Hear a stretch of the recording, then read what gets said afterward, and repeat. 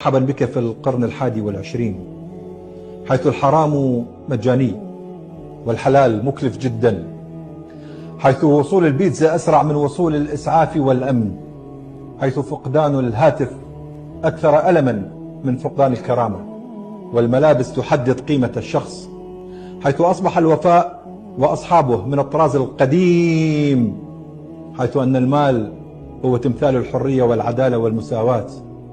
مرحبا بك في هذا العصر الموحش، حيث أصبح الكذب فهلوة والخيانة ذكاء والفقر عيبا والعري أصبح قمة الأناقة، والحرية والتحشم قمة التخلف، والجمال هو عامل الجذب الأول.